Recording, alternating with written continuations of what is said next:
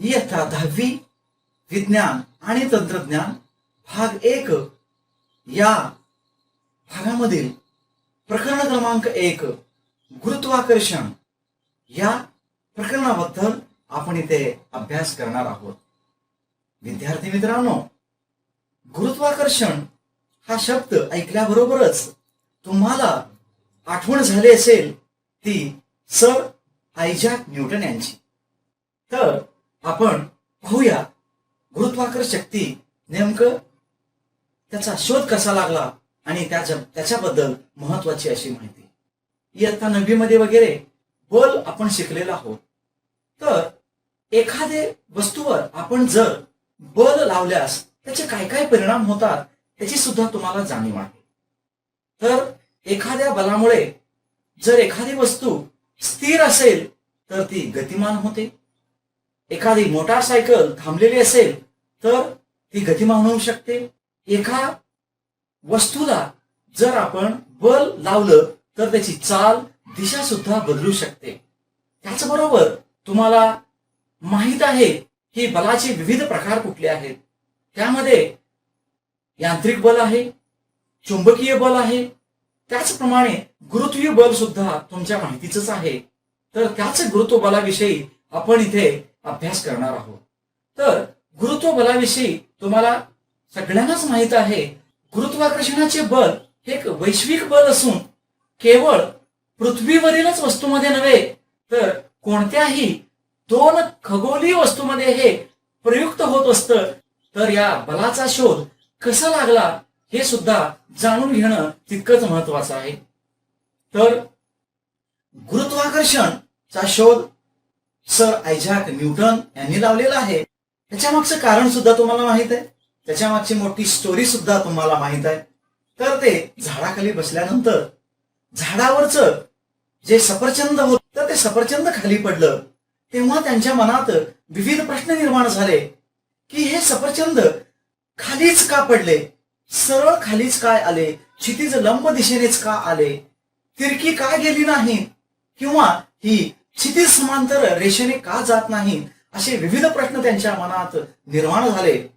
आणि बऱ्याच दिवसानंतर त्याच्यावर संशोधन केल्यानंतर त्यांनी शोधून काढलं की पृथ्वी सफरचंदाला आपल्याकडे आकर्षित करत असेल.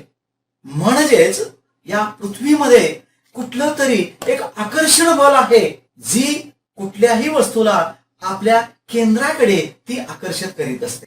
झाडावरील सफरचंदापासून पृथ्वीच्या केंद्राकडे जाणारी दिशा ही क्षितिजलंब असल्याने सफरचंद झाडावरून क्षितिजलंब दिशेने खालीच आलेले. क्षितिजलंब म्हणजेच सरळ असल्याने सफरचंद झाडावरून क्षितिजलंब दिशेने खालीच पडले असं त्याच्या लक्षात आलं. आपण आता यानंतर पाहणार आहोत पृथ्वीवरील एक सफरचंदाचं झाड आपण दाखवलेलं आहे, चित्रामध्ये आपण पाहू शकतो. तर या सफरचंदावरील बल हे पृथ्वीच्या केंद्राच्या दिशेने असते. म्हणजेच सफरचंदाच्या स्थानापासून पृथ्वीच्या पृष्ठभागाला लंब असते. लंब म्हणजे परपॅन्डिक्युलर किंवा लंब असं म्हणतो आपण भूमितीमध्ये शिकलेलो आहे. 90 अंशाचा कोन होतो त्याला लंब असं म्हणतो. तर आकृतीमध्ये जेव्हा आपण पाहतो चंद्र व पृथ्वी यामधील गुरुत्वबळ दाखवलेलं आहे, ते गुरुत्वाकर्षण सुद्धा दाखवलेलं आहे. तर न्यूटनने असा विचार केला की हे बल वेगवेगळ्या उंचीवर असलेल्या सफरचंदावर जर प्रयुक्त केलं असेल तर ते सफरचंदाहून बऱ्याच अधिक उंचीवर पृथ्वीपासून खूप दूरवर असलेल्या चंद्रासारख्या वस्तूवरही प्रयुक्त होत असेल का. कारण की सफरचंद हे खाली आहे, फार जमिनीपासून फार जवळ अंतरावर आहे, पण दूर अंतरावर असलेल्या चंद्रावर सुद्धा प्रयुक्त होत असेल का असं त्याच्या लक्षात आलं.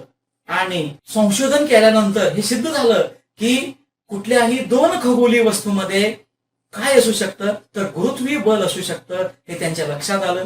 इतकंच नव्हे मित्रांनो, तर सूर्य आणि इतर ग्रह यांच्यामध्ये सुद्धा गुरुत्वीय बल आहे, सिद्ध करून दाखवलेलं आहे. विद्यार्थी मित्रांनो, आपण त्यानंतर पुढील भागाकडे जातोय. पुढील भाग म्हणजेच वर्तुळकार गती, त्यालाच आपण सर्क्युलर मोशन आणि दुसरी एक आहे अभिकेंद्रीय बल म्हणजेच सेंट्रिपिटल फोर्स असं म्हटलं जातं. त्याबद्दल आपण इथं थोडक्यात आढावा घेणार आहोत. तर त्यासाठी तुम्हाला चित्रात दिल्याप्रमाणे एक दगड एका दोरीच्या टोकाला बांधा. दोरीचे दुसरे टोक हे हातात धरून शेजारी आकृती दाखवल्याप्रमाणे फिरवा, जेणेकरून दगड एका वर्तुळकार गतीने फिरायला सुरुवात. त्या दगडावर तुम्ही कुठले बल प्रयुक्त केले आहे का, त्याची दिशा कोणती आहे, हे बल प्रयुक्त न होण्यासाठी तुम्ही काय कराल व असे केल्यावर दगडावर काय प्रभाव पडेल, असे विविध प्रश्न तुम्हाला पडले असतील. तर विद्यार्थी मित्रांनो, जोपर्यंत आपण दोरीला धरून ठेवले आहे तोपर्यंत त्या दगडाला आपण आपल्याकडे म्हणजेच वर्तुळाच्या केंद्राकडे खेचत असतो. म्हणजेच दगडावर कक्षेच्या दिशेने बल प्रयुक्त होत असते. त्या दगडावर कक्षेच्या दिशेने बल प्रयुक्त होत असते.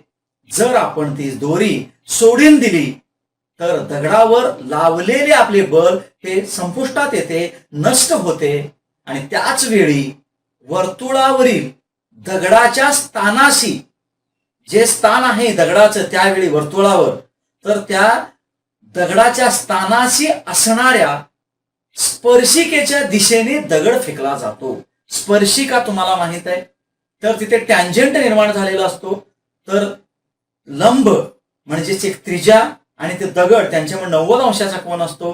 तर त्या 90 अंशाच्या कोनापासून दगड हा काय होतो, स्पर्शिकेच्या दिशेने फेकला जातो आणि त्याच क्षणी ती त्याच्या वेगाची दिशा असते, त्यालाच आपण त्याचा वेग असं म्हणतो.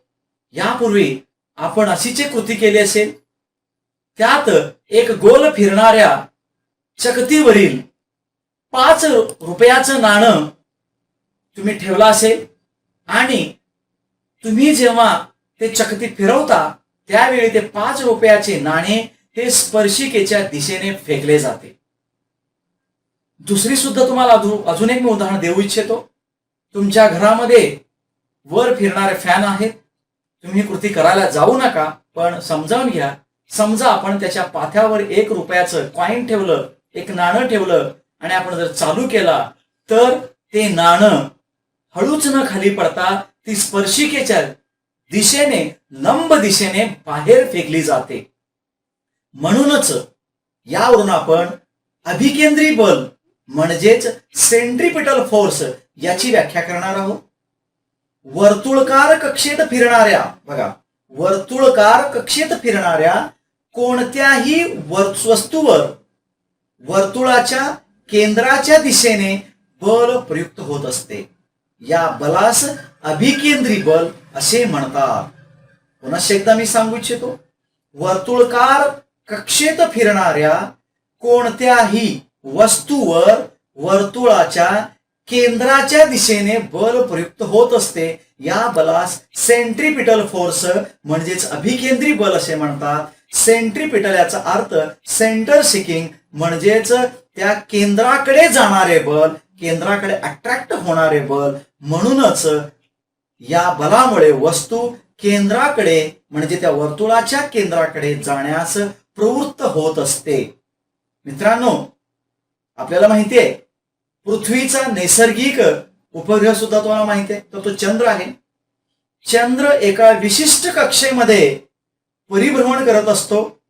म्हणजेच त्याची दिशा अर्थात वेग हा सारखा बदलत असतो. कारण की जेव्हा दिशा बदलतं तेव्हा त्याचा वेग बदलत असतो, लक्षात घ्या. हे 9वी मध्ये आपण शिकलेलो आहोत. मग त्यावर काही बल सतत प्रयुक्त होत असेल काय? हो, नक्कीच त्याच्यावर काही बल प्रयुक्त होणार आहे. त्यामुळेच त्या बलाची दिशा सारखी बदलत असते. जर हे बल नसते तर चंद्राची गती कशी राहिली असती? तर चंद्र हा गोलाकार न फिरता, वर्तुळकार परिभ्रमण न करता तो सरळ असा लंब फेकला गेला असता. आपल्या सौरमालेतील इतर ग्रह सूर्याभोवती अशाच गोलाकार पद्धतीने म्हणजेच अभिकेंद्री बलामुळेच परिभ्रमण करत असतात. मागील कृतीवरून आणि उदाहरणावरून आपल्या लक्षात येते चंद्राला पृथ्वीभोवती त्याच्या कक्षेत फिरत ठेवण्यासाठी त्याच्यावर एक बल प्रयुक्त होणे आवश्यक आहे. तसेच हे बल पृथ्वीच प्रयुक्त करत असेल तर चंद्रास स्वतःकडे आकर्षित करत असते. त्याचप्रमाणे सूर्य देखील पृथ्वीसह सर्व ग्रहांना आपल्याकडे प्रयुक्त करत असणार आहे. आणि त्या कोणत्या बलामुळे तर त्याच्यामध्ये असलेल्या अभिकेंद्रकी बलामुळे हे घडत असतो मित्रांनो. तर त्यानंतर आपण महत्वाच्या भागाकडे जाणार आहोत. तो भाग म्हणजेच केपलरचे नियम. मित्रांनो, प्राचीन काळी आपण भूगोलमध्ये शिकलेलो आहोत. गॅलिलिओ हा एक शास्त्रज्ञ होऊन गेला ज्यांनी पहिला दुर्बिणीचा शोध लावलेला आहे. तर या गॅलिलिओने अशी विविध निरीक्षणे केवळ डोळ्यांनी केली होती, फक्त डोळ्याच्या साहाय्याने. तर 16व्या शतकापर्यंत ग्रहांची स्थिती व गतीविषयी बरीच माहिती उपलब्ध झाली. त्यानंतर योहानस केपलर नामक शास्त्रज्ञाने ती माहिती सगळी अभ्यासली. त्याला असं आढळून आले की ग्रहांच्या गतीला काही विशिष्ट नियम आहेत, म्हणजे एका विशिष्ट नियमानुसार ते जातात असं त्याच्या लक्षात आलं. आणि त्याने या ग्रहांच्या गतीविषयी असे महत्वाचे 3 नियम आणलेले आहेत. आणि त्या 3 नियमांना आपण केपलरचे नियम असं संबोधतो. आपण ते पाहणार आहोत. पहिला केपलरचा नियम पाहतोय. तर आकृती तुम्ही पाहू शकता. तर आकृतीमध्ये पाहिल्यानंतर असं आपल्या लक्षात येतं, ग्रहाची कक्षा ही लंब वर्तुळकार असून सूर्य हा कक्षेच्या एका नाभीवर असतो.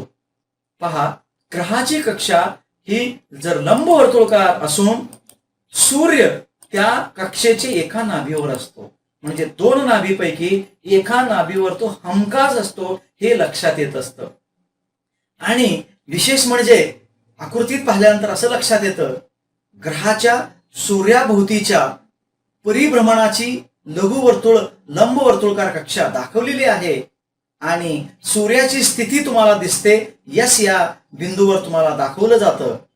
तर अशा रीतीने त्या लंब वर्तुळकावर तो कुठल्याही एका नाभीवर निश्चितच असतो, हे लक्षात घ्या. तर त्यानंतर महत्वाचा असा दुसरा नियम आपण पाहतोय. तो म्हणजे केपलरचा दुसरा नियम. ग्रहाला सूर्याशी जोडणारी सरळ रेषा ही समान कालावधीत समान क्षेत्रफळ व्यापन करते. पहा मित्रांनो, ग्रहाला जो आपले ग्रह आहेत 8चे 8 ग्रह आहे, तर सूर्यापासूनच हे जे ग्रहापासूनचं अंतर आहे सरळ जर जोडलं गेलं तर ही समान कालावधीत समान क्षेत्रफळ व्यापन करते. म्हणजेच आपण आकृतीत पाहू शकतो, AB आणि CD ही ग्रहाने समान कालावधीत पार केलेली अंतरे आहेत. म्हणजेच समान कालावधीनंतर A व C पासून असलेले ग्रहाचे स्थान क्रमशः B व D ने दाखवलेले आहे. आकृतीत त्यावरून आपण असं सांगू शकतो, AS व CS या सरळ रेषा एका कालावधीत समान क्षेत्रफळ व्यापतात. म्हणजेच ASB व CSD ही क्षेत्रफळे समान आहेत. आणि मला या ठिकाणी अजून एक सांगावं लागेल, जेव्हा कुठलाही ग्रह सूर्याच्या जवळ असतो तेव्हा त्याचा जो परिभ्रमण वेग असतो तो वेगात असतो. आणि जर जेव्हा तो सूर्यापासून दूर असतो तेव्हा परिभ्रमणाचा वेग हा हळू असतो. म्हणून तर त्या दोघांनी म्हणजे या 2 ठिकाणचं त्याचं जे आक्रमलेलं अंतर असतं ते समान कालावधीत पार केलेले अंतरे ही समान कालावधीनंतर सुद्धा काय असतात, समान क्षेत्रफळ आक्रमतात. त्यानंतर केपलरचा तिसरा नियम आपण आता पाहणार आहोत. तर केपलरचा नियम आपण कंपॅरेटिव्ह बेसिसवर पाहत असतो. जे ग्रह आहेत ते ग्रह सूर्याभोवती फिरत असतात, म्हणजेच परिक्रमा करत असतात. तेव्हा ते जे परिक्रमा करत असतात म्हणजे फिरत असतात त्यांना लागणारा वेळ आणि त्याचं परिक्रमा यांच्यामध्ये एक रिलेशन आहे. त्या रिलेशनवर डिपेंड हा केपलरचा तिसरा नियम आहे.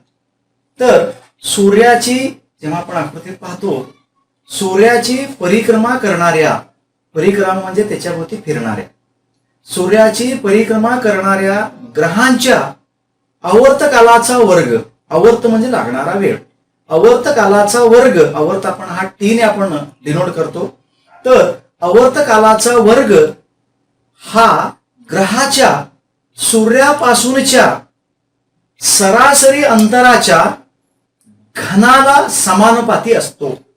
म्हणजे अंतर आपण आर मानलेलं आहे.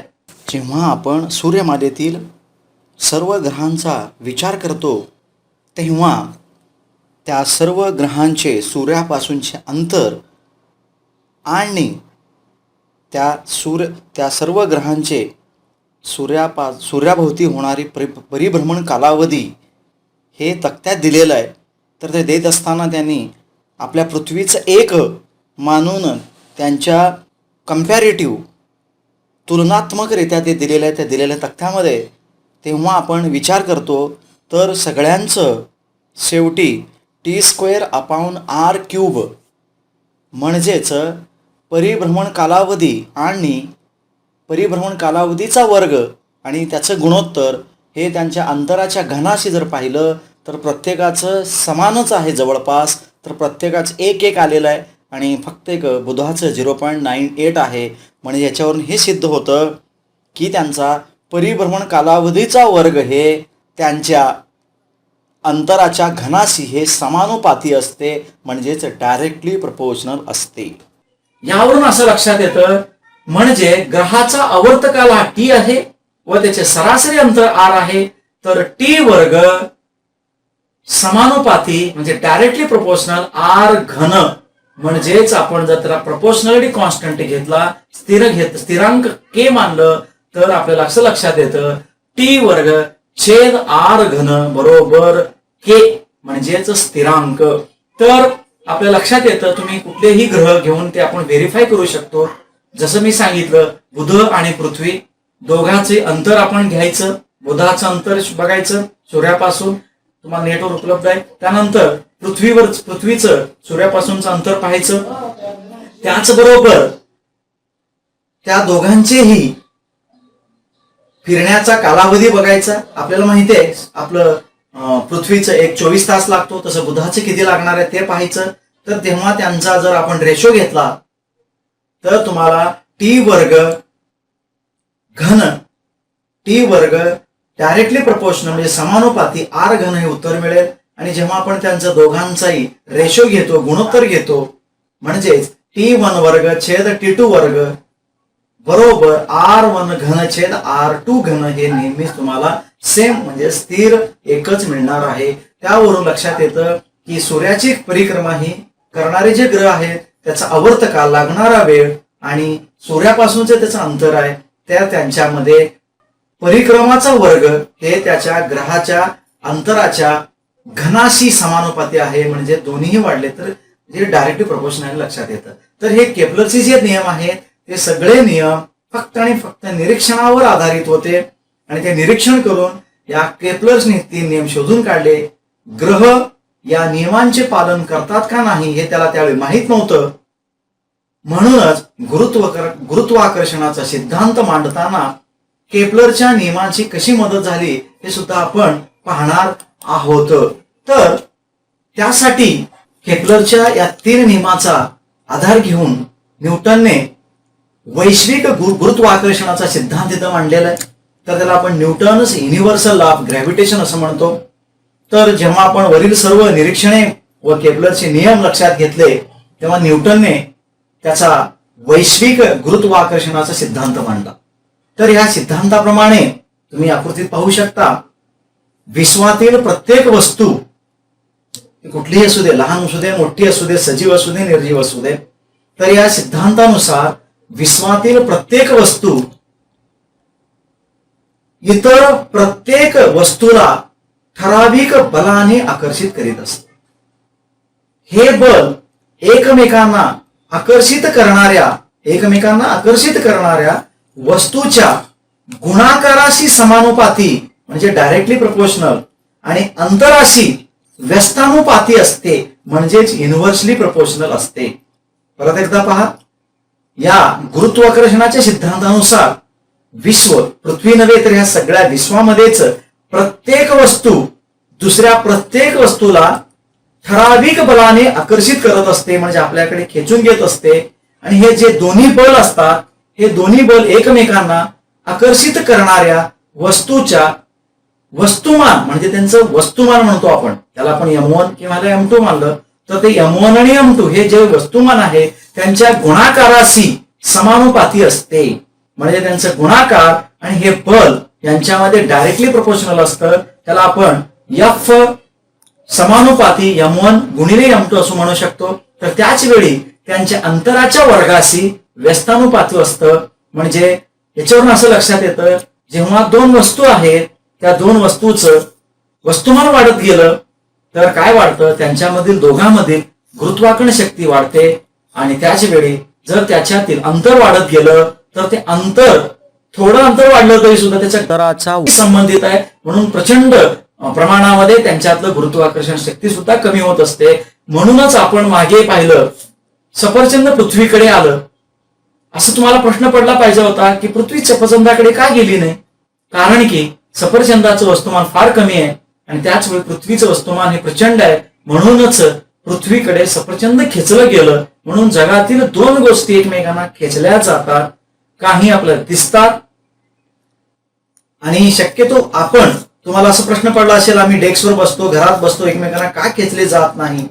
तर त्याच्या मागचं कारण असं आहे, तर आपल्यामधलं जे वस्तुमान आहे ते फार कमी आहे.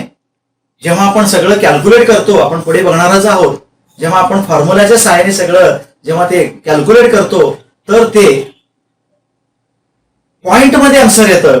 आणि असं सांगितलं जातं, एक रुपयाची कॉईन असेल, तुम्हाला माहितीये नाणं, 1 रुपयाचं नाणं, ते साधं 1 रुपयाचं नाणं सुद्धा तुम्हाला उचलायचं असेल तर 1 न्यूटन एवढं बल असणं गरजेचं, 1 न्यूटन.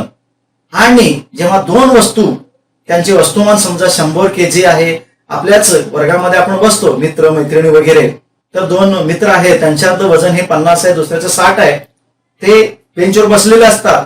पण ह्या नियमानुसार ते एकमेकांना खेचायला हवे, ते खेचत असतात, पण प्रत्यक्षात त्यांचं स्थानांतरण होत नाही. त्याच्या मागचं कारण असं आहे, त्यांच्यामधलं जे प्रयुक्त बल आहे वजनाच्या गुणाकाराचे असतं, म्हणजे त्यांचं वस्तुमानाच्या गुणाकाराचे असतं. आणि वस्तुमान अत्यंत अल्प असल्यामुळं ते एकमेकांना प्रत्यक्षात खेचले जात नाही.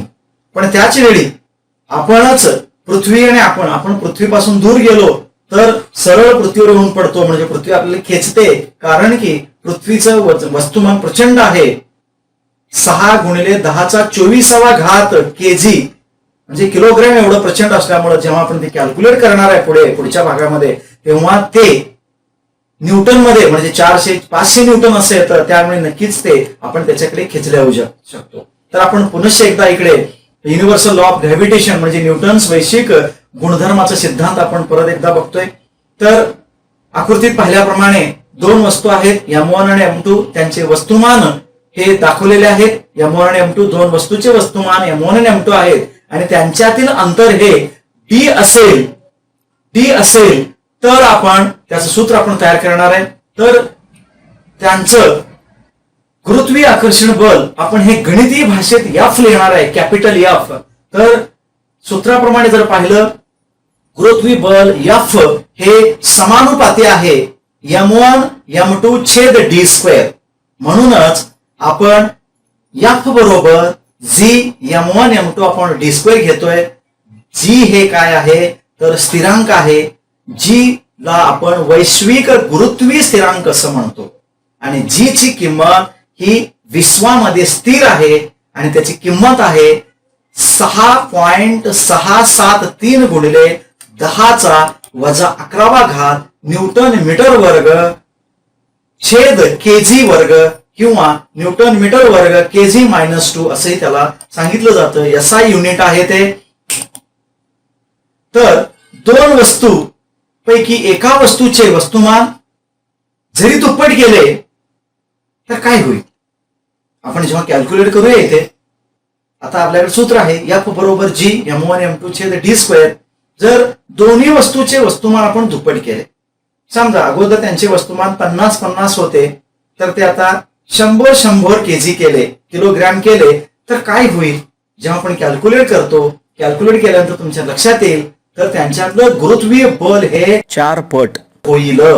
त्याच वेळी जर त्यांच्या दोन वस्तूमधील अंतर हे दुप्पट केले, अंतर दुप्पट केले, तर त्यांचं बल काय होईल? 1/4 होईल. 1/4 म्हणजे कमी होईल, हे आपल्या लक्षात येतं.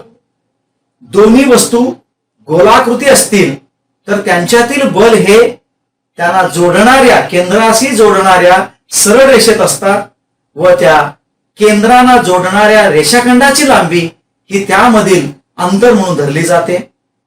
जर त्या वस्तू गोल वा नियमित आकाराच्या नसतील, तर म्हणजे रेग्युलर शेप नसतील, तर त्या वस्तुमान केंद्रांना जोडणाऱ्या, म्हणजे सेंटर ऑफ मास म्हणलं जातं, त्या वस्तूचं वस्तुमानाचं केंद्र शोधलं जातं, त्या जोडणाऱ्या रेषाखंडाच्या दिशेत असते व त्यासाठी डी साठी या रेषाखंडाची लांबी घेतली जाते.